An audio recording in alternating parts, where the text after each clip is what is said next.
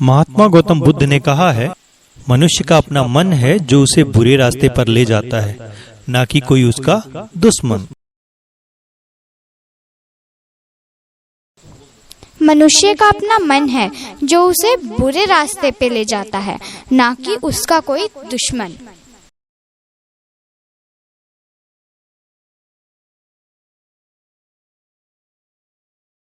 आइए दोस्तों शुरू करते हैं आज का पहला प्रश्न।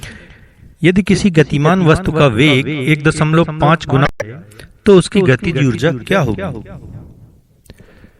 1.5 गुना हो जाएगी, 3 गुना हो जाएगी, 2.25 गुना हो जाएगी या 6 गुना हो जाएगी? तो यदि किसी गतिमान वस्तु का वेग 1.5 या 1.5 गुना बढ़ जाए तो उसकी गति 2.25 गुना हो जाएगी। क्यों? देखिए 2.25 गुना हो जाएगी। क्यों? k = 1/2 mv² के अनुसार, जहाँ k प्रोपोर्शनल होता है किसके? v² के। तो जब वेग 1.5 गुना बढ़ेगा, 1.5 गुना बढ़ेगा, तो गतिज ऊर्जा कितनी हो जाएगी? 1.5 का स्क्वायर, तो 2.25 गुना बढ़ जाएगी। आइए देखते हैं दोस्तों अगला प्रश्न।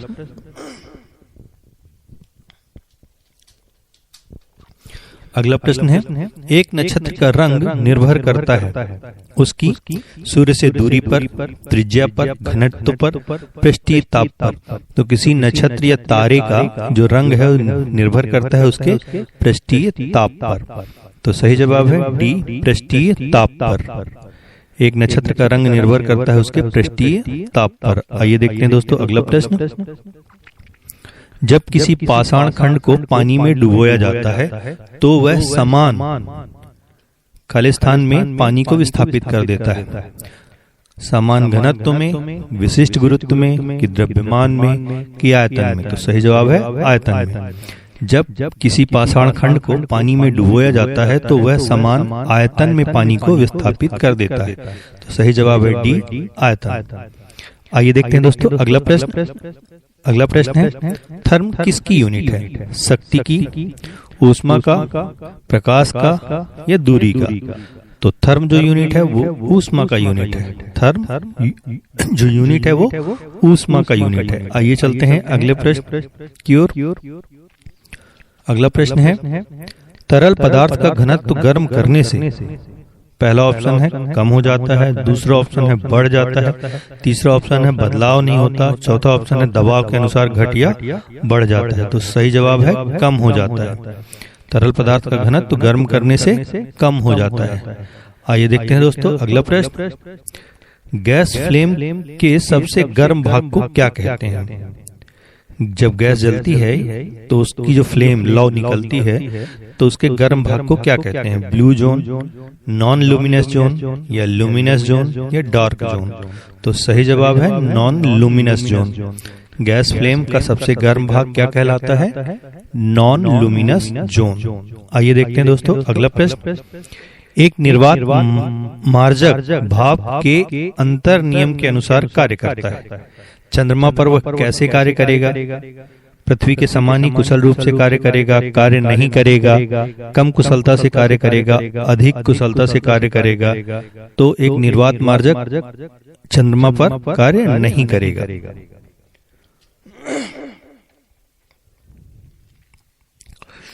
आइए देखते हैं दोस्तों अगला प्रश्न। अगला प्रश्न है, कोई पिंड ऊष्मा का सबसे अधिक अवशोषण करता है जब वह हो काला और खुरदुरा, काला और मृषण, सफेद और खुरदुरा, सफेद और मृषण? तो सही जवाब है काला और खुरदुरा। जब कोई भी पिंड ऊष्मा का सबसे अधिक अवशोषण अपने अंदर तब करेगा जब वह काला और खुरदुरा हो। तो सही जवाब है ए, काला और खुरदुरा। आइए अगला प्रश्न है, चक्षुष प्रदर्श एकक में प्राथमिक रंग होते हैं लाल, पीला, नीला, लाल, हरा, नीला, लाल, सफेद, नीला, लाल, हरा, पीला। तो लाल, हरा, नीला 3 कलर होते हैं।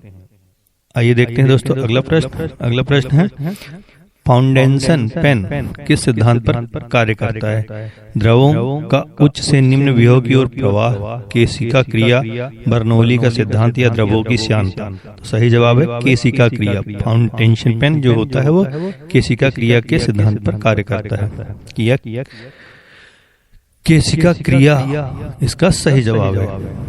आंसर है बी, केशिका क्रिया। आइए देखते हैं दोस्तों अगला प्रश्न। अगला प्रश्न है साबुन के बुलबुले पर श्वेत प्रकाश डालने से रंग दिखाई देते हैं, इसका कारण है विवर्तन, ध्रुवण, व्यतिकरण, परावर्तन। तो सही जवाब है व्यतिकरण।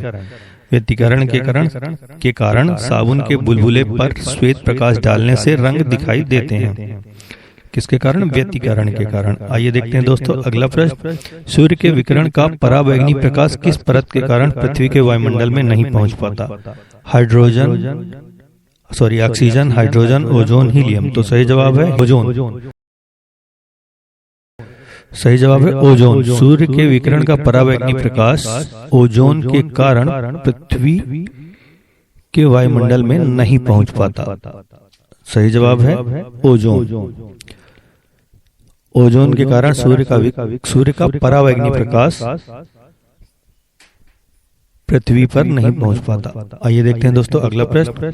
सूर्य के विकिरण का पराबैंगनी प्रकाश किस परत के कारण पृथ्वी के वायुमंडल में नहीं पहुंच पाता? सेम सवाल है लेकिन ऑप्शन अलग अलग है। आयन मंडल, समताप मंडल, क्षोभ मंडल, हिमोस्फीयर। तो सही जवाब है समताप मंडल। वायुमंडल का समताप मंडल वह भाग है जहां ओजोन परत पाई जाती है, इसीलिए यहाँ पे सही जवाब होगा समताप मंडल। ओजोन परत पृथ्वी के समताप मंडल या स्ट्रेटोस्फियर के निचले भाग में पृथ्वी की सतह के ऊपर लगभग 10 किलोमीटर से 50 किलोमीटर की दूरी तक पाई जाती है। यह सूर्य की अल्ट्रावायलेट किरणों को पृथ्वी तक आने से रोकती है। इसकी मोटाई मौसम और भौगोलिक दृष्टि से बदलती रहती है। समताप मंडल में ओजोन परत खतरनाक नहीं है, लेकिन पृथ्वी पर पाए जाने वाली ओजोन खतरनाक होती है। तो इसका सही जवाब है समताप मंडल। सूर्य के विकिरण का पराबैंगनी प्रकाश समताप मंडल के कारण पृथ्वी पर नहीं पहुंच पाता, और ओजोन के कारण भी। क्योंकि ओजोन समताप मंडल में ही पाई जाती है। आइए देखते हैं दोस्तों अगला प्रश्न। अगले प्रश्न की ओर चलते हैं। एक अवतल लेंस वाला चश्मा पहनता है, इस कारण सामान्यतः बिना चश्मे के दूर स्थित वस्तुओं का प्रतिबिंब उसकी आंखों में कहां पर फोकस होगा? दृष्टि पटल या रेटिना के पीछे, दृष्टि पटल के सामने, दृष्टि पटल के ऊपर, या अंध बिंदु ब्लाइंड स्पॉट जो के कारण, या अंध बिंदु जो होता है उसके कारण।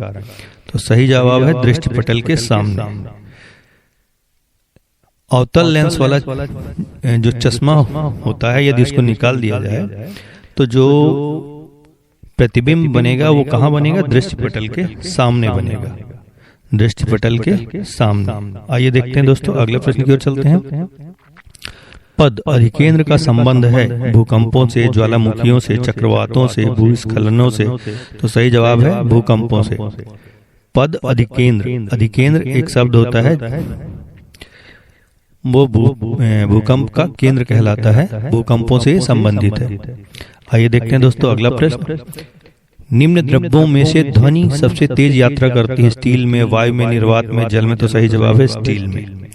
स्टील में ध्वनि सबसे तेज यात्रा करती है। आइए देखते हैं दोस्तों अगला प्रश्न। आती हुई कार की चाल को नापने के लिए पुलिस अधिकारी उस पर निम्नलिखित में से क्या चमकाता है?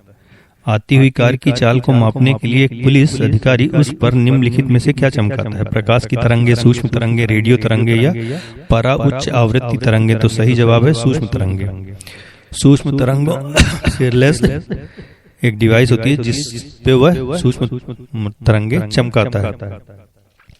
आइए देखते हैं अगला प्रश्न। जब कंपन स्वरित द्विभुज मेज पर रखा जाता है तो एक तेज ध्वनि सुनाई देती है। यह किस कारण होती है?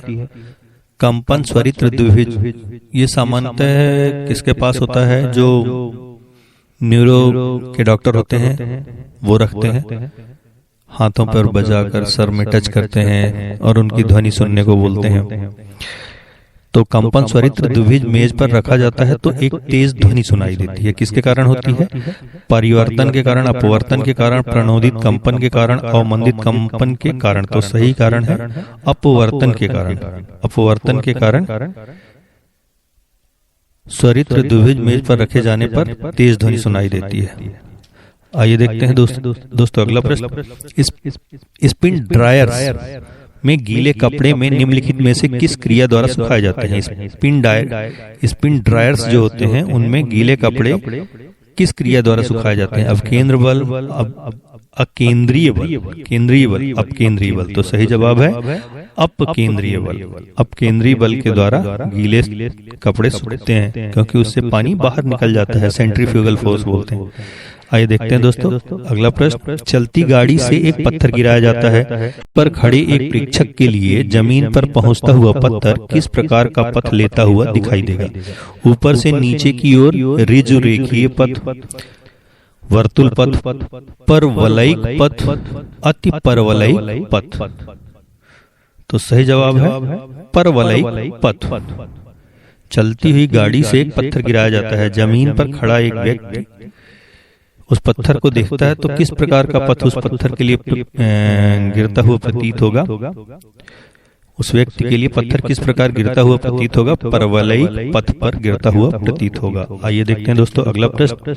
सिलिकॉन क्या है? अर्धचालक, विद्युत रोधक, कुचालक, चालक। तो सही जवाब है अर्धचालक। सिलिकॉन एक अर्धचालक है। आइए देखते हैं दोस्तों अगला प्रश्न। अगला प्रश्न है धारावाहक तार कैसा होता है? धारावाहक तार कैसा होता है? धनात्मक आवेशित, धनात्मक आवेशित, ऋणात्मक आवेशित, न्यूट्रल, धारा की शक्ति के आधार पर आवेशित। तो सही जवाब है न्यूट्रल। धारावाहक तार कैसा होता है? न्यूट्रल। उसमें कोई चार्ज नहीं होता है, ना ही कोई आवेश होता है, वह न्यूट्रल होता है। आइए देखते हैं दोस्तों अगला प्रश्न। अगला प्रश्न है पूरे यूरोप को पोलियो मुक्त होने की घोषणा कब की गई? 1782, 1926, 2002, 1923। तो 2002 में पूरे यूरोप को पोलियो मुक्त होने की घोषणा की गई। आइए देखते हैं दोस्तों अगला प्रश्न। बहुल मापी का प्रयोग किसे मापने के लिए किया जाता है? धारा, वोल्टता, प्रतिरोध, उपरोक्त सभी। बहुल मापी का उपयोग उपरोक्त सभी। बहुल मापी का उपयोग धारा, वोल्टता और प्रतिरोध तीनों को मापने के लिए किया जाता है। इसका सही जवाब है उपरोक्त सभी। आइए देखते हैं दोस्तों अगला प्रश्न। अगला प्रश्न है प्रत्यावर्ती धारा को दृष्टि धारा में बदला जाता है? ट्रांसफार्मर द्वारा, डायनेमो द्वारा, दोलक द्वारा, दृष्टिकारी द्वारा। तो सही जवाब है दृष्टिकारी या डायोड द्वारा। दृष्टिकारी या डायोड द्वारा प्रत्यावर्ती धारा को दृष्टि धारा में बदला जाता है डायोड द्वारा। आइए देखते हैं दोस्तों अगला प्रश्न। दृष्टिकारी द्वारा या डायोड द्वारा प्रत्यावर्ती धारा को दृष्टि धारा में बदला जाता है। आइए देखते हैं दोस्तों अगला प्रश्न। इलेक्ट्रॉनिक परिपथ में डीसी को ब्लॉक करने के लिए निम्नलिखित में से कौन सा परिपथ एलिमेंट प्रयोग किया जाता है? डीसी को ब्लॉक करने के लिए कौन सा परिपथ एलिमेंट प्रयोग किया जाता है? प्रतिरोध, धारिता या संधारित्र, प्रेरकत्व या डायोड। तो सही जवाब है धारिता, संधारित्र या कैपेसिटर। तीनों एक ही हैं। धारिता, संधारित्र या कैपेसिटर डीसी को ब्लॉक करने के लिए उपयोग किया जाता है।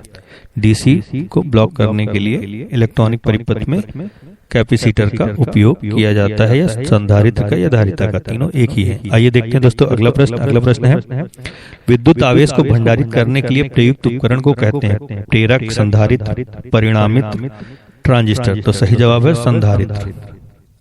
धारिता, संधारित्र विद्युत आवेश को भंडारित करने के लिए या स्टोर करने के लिए इसका उपयोग किया जाता है। आइए देखते हैं दोस्तों अगला प्रश्न की ओर चलते हैं। अगला प्रश्न है निम्नलिखित में से सजीवन उत्पन्न करने वाली वह कौन सी तकनीक है जिसमें एक प्रतिबिंब दूसरे में बदल जाता है? अंतः स्थापन, आकृतिक निरूपण, क्रम वीक्षण, इनमें से कोई नहीं। तो सही जवाब है आकृतिक निरूपण। सजीवन उत्पन्न ऐसी तकनीक जिसमें बिल्कुल ऐसा लगता है कि बिल्कुल ये सजीव है, जीवित है। तो ऐसा किसके कारण होता है? आकृतिक निरूपण के कारण। आकृतिक निरूपण एक ऐसी प्रक्रिया है जिसके द्वारा एक प्रतिबिंब दूसरे में बदल जाता है और सजीव प्रतीत होता है। आइए देखते हैं दोस्तों अगले प्रश्न की ओर चलते हैं। निम्न में से कौन सा प्रक्षेपास्त्र भूमि से वायु में जाने वाला प्रक्षेपास्त्र है? भूमि से वायु में तो त्रिशूल, K-15 सागरिका, अग्नि, इनमें से कोई नहीं। तो सही जवाब है त्रिशूल। त्रिशूल भूमि से वायु में जाने वाला प्रक्षेपास्त्र है। आइए देखते हैं दोस्तों अगला प्रश्न। भारत में न्यूक्लियर विस्फोट साधनों का परीक्षण किया गया था कहाँ? श्रीहरिकोटा में, बेंगलुरु में, पोखरण में, कांचीपुरम में। तो सही जवाब है पोखरण में।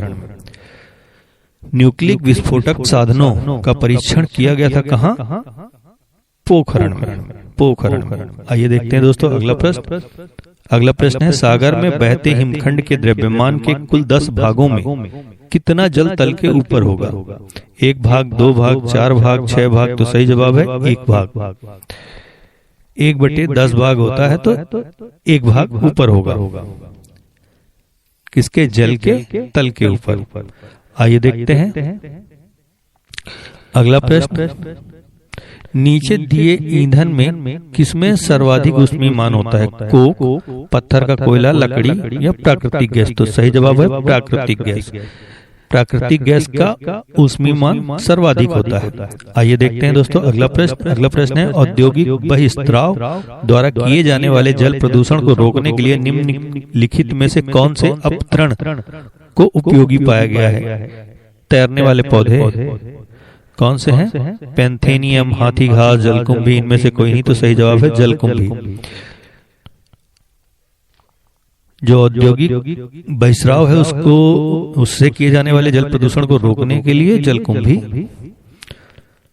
उपयोगी पाया गया है। जलकुंभी को उपयोगी पाया गया है। औद्योगिक कचरे, औद्योगिकों से जो बहने वाला पानी है उसमें जो प्रदूषण होता है उसको रोकने के लिए जलकुंभी उपयुक्त होता है। आइए देखते हैं दोस्तों अगला प्रश्न। नाभिकीय रिएक्टर में कौन सा ईंधन काम करता है? कोयला, यूरेनियम, रेडियम, डीजल? तो सही जवाब है यूरेनियम। नाभिकीय रिएक्टर में कौन सा ईंधन काम में लाया जाता है? यूरेनियम। आइए देखते हैं दोस्तों अगला प्रश्न। अगला प्रश्न है, निम्नलिखित में से कौन सा पदार्थ ऊर्ध्वपातज है? लोडाइन, नेफ्थेलीन? तो 1 और 2, 2 और 3, 1 और 3। तो ऊर्ध्वपातज क्या है? थोड़ा सा मतलब वेपोराइज होते रहते हैं हवा में, ये कह सकते हैं। तो इनमें तीनों हैं, लोडाइन भी है, नेफ्थेलीन भी है, कपूर भी है। तो सही जवाब है डी, 1, 2 और 3।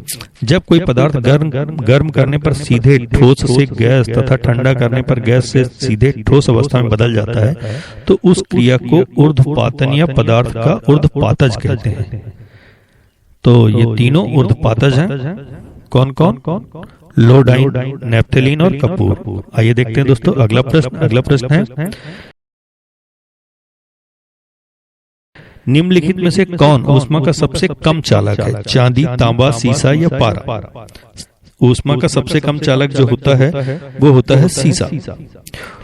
चांदी ऊष्मा का सबसे अच्छा चालक है जबकि सीसा ऊष्मा का सबसे कम चालक है। तांबा और एल्यूमिनियम अच्छे जबकि पारा बुरे चालक है। तो सही जवाब है सीसा। सीसा जो है वो निम्न में से सबसे कम चालक है। आइए देखते हैं अगला प्रश्न दोस्तों। लोहे में जंग लगना क्या है? भौतिक परिवर्तन, विद्युत रासायनिक परिवर्तन, वैद्युत परिवर्तन? इनमें से कोई नहीं। तो लोहे पर जो जंग लगना है वह है इनमें से कोई नहीं, क्योंकि वह एक रासायनिक परिवर्तन है। आइए देखते हैं अगला क्वेश्चन दोस्तों। निम्नलिखित में से सीसे की मात्रा अधिक पाई जाती है किसमें? कोयला, खाना पकाने की गैस, उच्च ऑक्टेन वाला ईंधन, निम्न ऑक्टेन वाला ईंधन? तो उच्च ऑक्टेन वाले ईंधन में सीसे की मात्रा अधिक पाई जाती है, उच्च ऑक्टेन वाले ईंधन में। आइए देखते हैं दोस्तों अगला प्रश्न। निम्नलिखित में से कौन सी धातु जल के साथ अभिक्रिया करके हाइड्रोजन पैदा नहीं करती है? Potassium, cadmium, sodium, lithium? तो सही जवाब है कैडमियम। कैडमियम वह धातु है जो जल के साथ अभिक्रिया करके हाइड्रोजन पैदा नहीं करती है। आइए देखते हैं दोस्तों अगला प्रश्न। सितंबर 2004 में इसरो द्वारा प्रवर्तित इडूसैट से क्या सुविधा उपलब्ध है? उपग्रह आधारित मल्टीमीडिया संपर्क, सुदूर संवेदन, अधिसूचना जानकारी या शैक्षिक संयोजकता? तो सही जवाब है शैक्षिक संयोजकता। सितंबर 2004 में इसरो ने एक सैटेलाइट में इडूसैट भेजा जो शैक्षिक संयोजकता या शिक्षण से जुड़ाव के लिए उपयोग में लाया जाता है। आइए देखते हैं दोस्तों अगला प्रश्न। अगला प्रश्न है, ग्रेफाइट में परतों को एक दूसरे से मिलाकर रखा जाता है किसके द्वारा? वांडर वाल्स बलों द्वारा, धात्विक आवन द्वारा, आयनीय आवन द्वारा, सहसंयोजक आवन द्वारा? तो सही जवाब है वांडर वाल्स बलों द्वारा। सही जवाब है वांडर वाल्स बलों द्वारा ग्रेफाइट की परतों को एक दूसरे से मिलाकर रखा जाता है। आइए देखते हैं दोस्तों अगला प्रश्न है, किसी औद्योगिक क्षेत्र में अम्लीय वर्षा किस गैस के कारण होती है? Carbon monoxide, carbon dioxide, sulphur dioxide, methane. तो सही जवाब है सल्फर डाइऑक्साइड। औद्योगिक क्षेत्र में अम्लीय वर्षा सल्फर डाइऑक्साइड के कारण होती है। आइए देखते हैं दोस्तों अगला प्रश्न, स्टेनलेस स्टील किसकी मिश्र धातु है? क्रोमियम और कार्बन, क्रोमियम और आयरन, क्रोमियम और आयरन, कार्बन और आयरन। तो क्रोमियम और आयरन की सही जवाब है क्रोमियम और आयरन। बी और सी दोनों सही हैं, क्रोमियम और आयरन। स्टेनलेस स्टील किसकी मिश्र धातु होती है? क्रोमियम और आयरन की। आइए देखते हैं दोस्तों अगला प्रश्न, निम्नलिखित में से कौन सा एक ठोस स्नेहक है? इंडियम, जर्मेनियम, गंधक, ग्रेफाइट। तो ग्रेफाइट एक ठोस स्नेहक है या लुब्रिकेंट के लिए यूज किया जाता है। वो कौन सा पदार्थ है?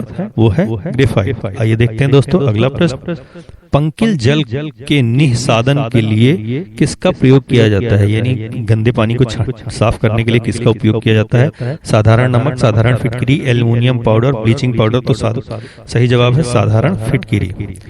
गंदे जल को साफ करने के लिए साधारण फिटकिरी का उपयोग किया जाता है, जिसमें मिट्टी के कण वगैरह मिले हों हल्के, तो फिटकिरी का उपयोग किया जाता है पंकिल जल के निःसादन के लिए। आइए देखते हैं दोस्तों अगला प्रश्न है, जल दाब बढ़ जाता है तो जल का क्वथनांक बिंदु समान रहता है, बनने वाले वाष्प की मात्रा पर निर्भर करता है, कम हो जाता है, बढ़ जाता है। जल का दाब जब बढ़ जाता है तो क्या होता है? जल दाब बढ़ जाता है तो जल का क्वथनांक बिंदु भी बढ़ जाता है। जल का दाब जब बढ़ता है तो उसका क्वथनांक बिंदु भी बढ़ जाता है। आइए देखते हैं दोस्तों अगला प्रश्न। अगला प्रश्न है, नींबू का पीएच मान कितना होता है? 7, 9, 2.4, 7.4। तो सही जवाब है 2.4। नींबू का पीएच मान कितना है? 2.4। आइए देखते हैं दोस्तों अगला प्रश्न, एलपीजी सिलेंडर में दाब के अंतर्गत द्रव रूप में मुख्यतः गैसों के किस मिश्रण को भरा जाता है? मीथेन और इथेन, इथेन और हेक्सेन, प्रोपेन और ब्यूटेन, हेक्सेन और ऑक्टेन। तो सही जवाब है प्रोपेन और ब्यूटेन को एलपीजी सिलेंडर में क्या भरी रहती है? द्रव रूप में प्रोपेन और ब्यूटेन। आइए देखते हैं दोस्तों अगला प्रश्न, न्यूनतम ज्वलनशील रेशा या फाइबर होता है? ऐसा ज्वलनशील रेशा या फाइबर जिसमें आग नहीं पकड़ती हो, नायलॉन, कपास, टेरिलॉन, इनमें से कोई नहीं। न्यूनतम ज्वलनशील जिसमें बहुत धीरे आग पकड़े तो टेरिलीन है, टेरिलीन। आइए देखते हैं दोस्तों अगला प्रश्न, प्राकृतिक गैस का मुख्य घटक है मीथेन, इथेन, ब्यूटेन, प्रोपेन। तो सही जवाब है मीथेन। प्राकृतिक गैस का जो मुख्य घटक होती है वो मीथेन होती है।